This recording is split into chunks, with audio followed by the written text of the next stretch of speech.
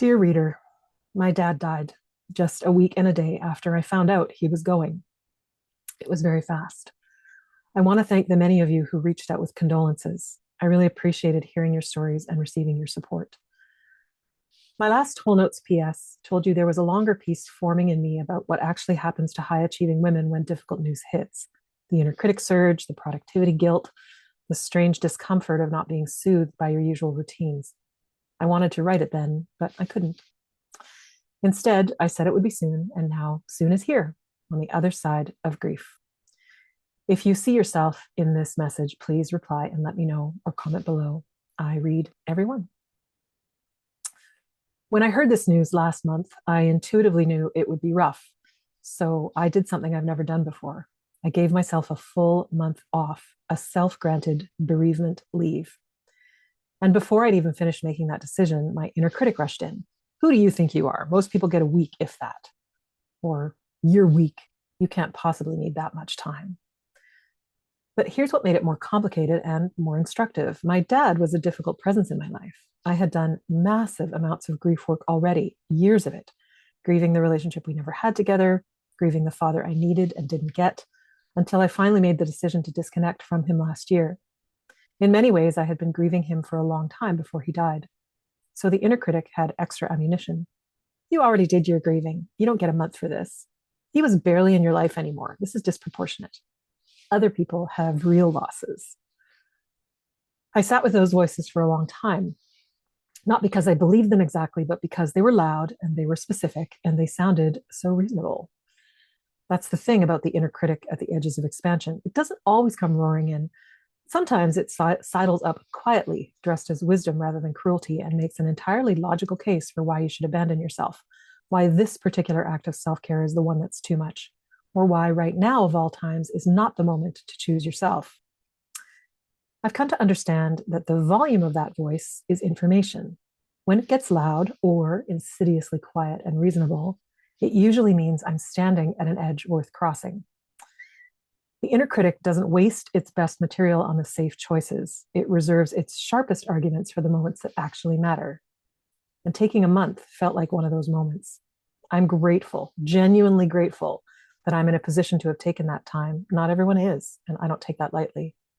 But I also want to name what it cost me to claim it, because the guilt didn't just arrive once and leave. It came daily. Some mornings I would pick up my phone, feel the pull toward work notifications, and choose not to look, numb out with mindless scrolling instead, go back to bed or run a bath, and then do it again the next day and the next.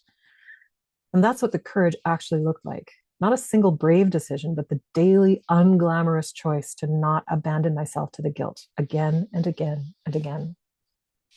Here's what my days look like: process, cry, wail, rage, eat, rest, numb, repeat. That's it. That was the whole routine. It felt simultaneously indulgent and absolutely necessary.